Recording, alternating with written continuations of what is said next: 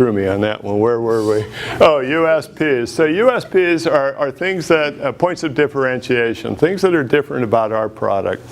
So in a particular marketplace, envision your product on the shelf, and what's going to make it stand out? Picture of my cute trailer on there. Color. Well, from a USP standpoint, this is something that you have to think about now. And you should have thought about, I guess, at the point that you did a business plan. And there's two components to this. There's brand image. Brand image is who we are and what we deliver and how we want to be perceived by the end user. USPs are how we make brand image happen. All right? So on your barbecue sauce, you know, the fact that it's hot and spicy, that's not really a USP, is it? I mean, there must be 500 hot and spicy barbecue sauces out there. Now, you could say, no, never mind, I'm going to leave you alone now. Can I just say something? Sure. I already have created a label, my rhubarb strawberry marmalade, and it does have the actual picture of the rhubarb strawberry marmalade where it is made, and I have included a hint of lavender because it is made with lavender. Okay. So you've hit your USPs in there, and you're at the early stages of creating a brand image for your product. All right, I just saw like barbecue sauce or some hot sauce. I know the person who is producing it, and I just noticed it. It is now in New Leaf, and it's a black and it's a white or beige label with a sketch of him on it. And it looks different from. Draws your eye to it, doesn't it? It's not a sketch, but it's a line drawing of him. And it does look, as you're talking, it looks different from the others. Yeah. And so once he has that eye appeal, he has to talk about the USPs of that in relatively short terms, right? So can we just talk candidly about this? Criticize it because I have my criticize. That was the first. This is the first one, so obviously. Yeah. You know, all right, so here's the mustard label, and picture yourself walking down. Now, you have to really fight for ideal space on a grocery store. It's all by inches, you know, how far from the eye, how much you got, and the more market share you get, the more space you get. So you're walking down, and now maybe if you're at a farmer's market, this works, but if you're in a retail environment and you walk down here, doesn't say anything. See, from back here? I can't see it from right here. I don't know what the image is either. Now, it's a nice picture, but it's got too much detail in it. Yes. It's too small, and it's got too much information on the sides. I would have put the information on the back and put more effort into a very simple label that spoke to the qualities of the sauce. I mean, And it's all written there. I was trying to use the least amount of, I mean, having only one label instead of like one in the front, one in the back, because then you have to stick the front and then you have to stick I understand. But from a marketing standpoint, it's not ideal. It makes your information get lost. So think ahead. Right now, you know, you may be in a farmer's market and people pick it up and they're very label conscious and they're going to stand there and read it. In a retail environment, they're not going to do that. They're going to walk down the aisle and look at it and maybe pick 2 or 3 mustards to kind of read the labels and then make a choice out of that. Okay, so don't get lost in the crowd. This is a little too busy, I think, but I'll keep the mustard anyway. Okay. So packaging concerns or labeling concerns. The other thing that you need is a barcode, and you'll need a different barcode for every different product that you have, even if you have the same product in 2 different sizes. And they're relatively inexpensive, and it's not necessary at the farmer's market level that you have them, but you're going to make that graduation the first time you go to a grocery store or to an outlet where they use a scanner. Okay, so you can add the barcode to it at any point, and there's a couple of resources in your handout there on your resource list for barcodes. You can just buy one online. All right. Now, in the case of this, on the bottom, ingredients on the back. Use this is prime real estate up here in the front. So put some effort into communicating the message. In my mind, the simpler the better, but my mind works very simply anyway. But again, this has got a little too much. It's a little too much sensory overload for me. Barcodes, relatively inexpensive. Do you know what you paid for barcodes, Massimo? Sorry? Do you know what you paid for your barcodes? A lot. I paid $500 And then they 20 try years to ago. renew the license. They ask more money, but then there was an attorney who make a I don't know what to say. Class action?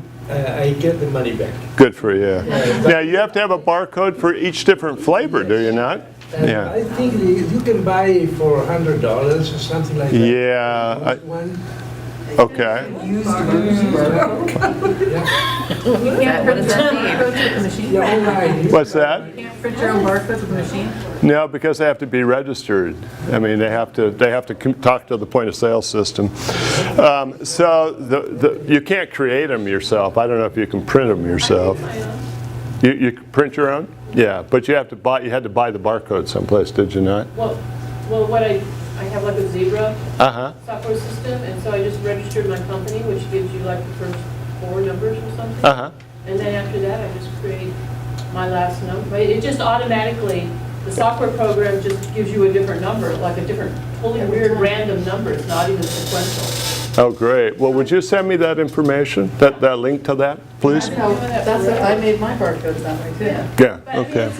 it's not so, like you use your computer, but your label maker is its own little unit. Yeah. That makes its own little, Like a postage meter. yeah. Yeah, Yeah, okay. it just makes, yeah.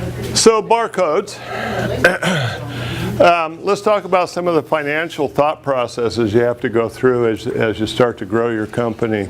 And I went through this actually the other day with the lady who baked the cookies for tonight, Tia.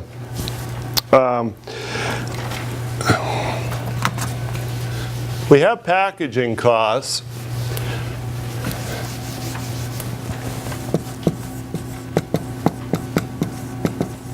And we have ingredient cost. And then we have, we'll put labels down here as a secondary cost. These two are kind of fixed, but when we start buying ingredients, if we buy ingredients, say you moved from where you are now to the incubator and you bought a whole bunch of ingredients so you could up productivity. And you may or may not have financial terms with whoever you bought them for. So if you had to buy them for cash, which many of you still have to do, that's a cash outlay, is it not? And then they sit there until they get turned into product. And then what happens to that product in many cases? It's not sold right. It sits until it gets sold. And after it's sold, it's not a cash deal, so you're out there for another 30 to 45 days. So if we're not careful, our early expenses will eliminate the ability for us to keep making product. So this is called a turnover ratio. And restaurants have the same problem. If they buy too much inventory, it's just money sitting on the shelf.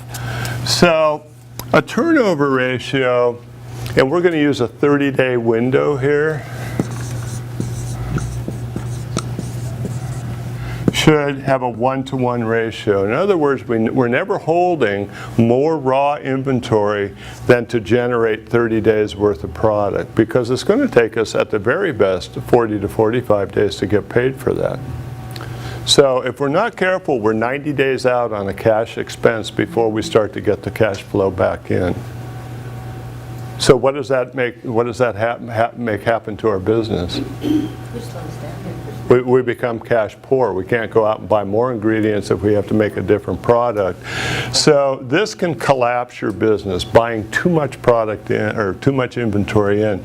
In restaurants, we shoot for a 7-day turnover ratio. We should never have more product than we're going to use in 7 days. The dollar value of that product. Okay, so the faster we can turn it over, the longer, the less time we'll have on the collection side. So we'll have less exposure from a financial standpoint. I mean, that seems real simple, but sometimes it escapes people. Yeah, sometimes the company give you a minimum order, Yes.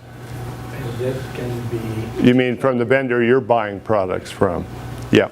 Yep, that can be an issue, but that might be a case to circumvent that particular vendor, you know, if you have to. In your case, it's not quite as easy, but if you can't get the walnuts you want in the amount that you want from the vendor you're using, find a new vendor.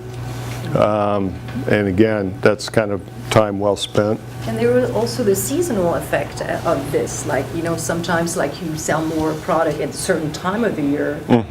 So this is going to change. Yes, it is. You know, yeah.